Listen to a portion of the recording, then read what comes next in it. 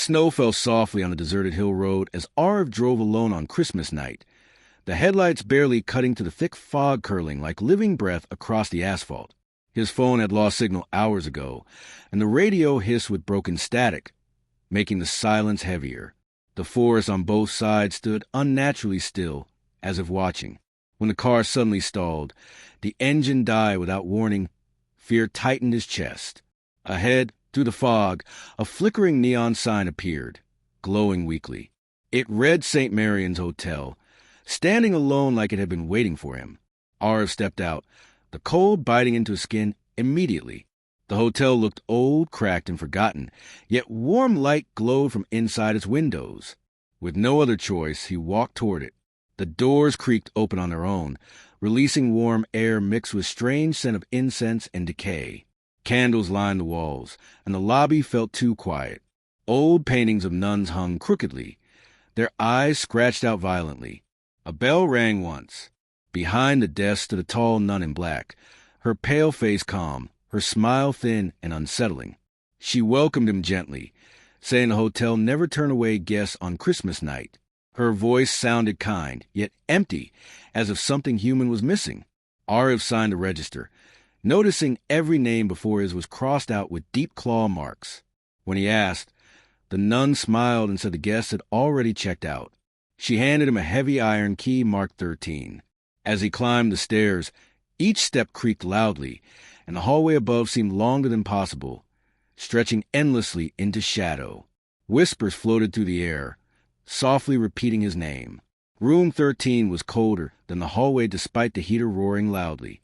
Religious symbols covered the walls, carved deeply as if by desperate hands. Aarav tried to calm himself, telling his racing heart it was only exhaustion. Outside the window, the forest shifted even though there was no wind. At midnight, bells rang violently, shaking the room. The mirror across from the bed fogged over, hiding his reflection behind thick white mist. A shadow formed inside the mirror, standing behind his reflection. Slowly, a woman in a blood-stained nun's habit appeared within the glass. Her mouth was sewn shut with black thread, and dark liquid streamed from her eyes. Aarav turned in terror, but the room was empty. When he looked back, the mirror cracked down the center. A thick black fluid poured onto the floor, moving like it was alive. Panic took over, and he ran into the hallway, screaming for help. Christmas carols echoed through the corridor, warped and distorted until joy became mockery. Doors opened as he passed. Inside each room stood guests, frozen and silent, families and children staring with lifeless eyes. Their mouths opened together, whispering one word, "Stay." The temperature dropped sharply. At the end of the hallway, the nun appeared again, her neck bending unnaturally as she floated forward without touching the floor, her smile splitting wider than humanly possible. She told him the truth calmly. The hotel was built over an ancient convent where nuns were accused of dark rituals centuries ago. On Christmas night, villagers burned the convent with the nuns locked inside. Their prayers turned into screams, and their souls were denied peace. The hotel buried the truth, but every Christmas, the spirits awakened. They fed on travelers seeking warmth, trapping souls to relive suffering forever. Aarav tried to run, but the hallway twisted, returning him to the same place. The walls began bleeding slowly, red streaks sliding downward. Crosses flipped upside down. The nun's face tore open, revealing a skull with burning red eyes. She screamed with centuries of rage and grabbed Aarav, dragging him down a hidden staircase beneath the hotel. Ghostly hands burst from the walls, scratching and pulling at him. The staircase led to an underground chapel lit by red candles.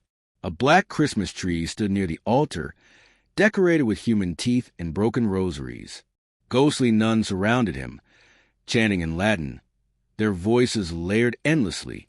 Chains wrapped around his limbs, pulling him toward the altar. The head nun declared his soul would bind the spirits for another curse year. As bells rang again, Aarav felt himself weakening. In his pocket, his fingers touched a sharp shard of mirror glass. Remembering his mother's voice telling him never to surrender to darkness, he cut through the chains and raised the shard toward the spirits. The shard glowed brightly, reflecting their true forms back at them. The nuns screamed as fire consumed their reflections. The chapel shook violently. Candles exploded into ash. The head nun reached for him, but was pulled screaming into the glowing shard. The hotel trembled like a dying beast. Aarav ran as debris fell, coughing through smoke. The front doors burst open, releasing freezing air. Behind him, the hotel collapsed inward, bells ringing once more before falling silent forever. Rescue teams found Aarav unconscious in the snow at dawn. The hotel was gone, leaving only scorched ground. No one believed the story. He survived, but sleep never came easily again. Every Christmas, bells rang softly in his head. Mirrors frightened him most. Sometimes his reflection smiled when he did not. Years later, while driving on Christmas Eve, his car stalled again. Snow fell. A neon sign flickered ahead. St. Marian's Hotel stood restored, doors opening slowly, waiting patiently once more.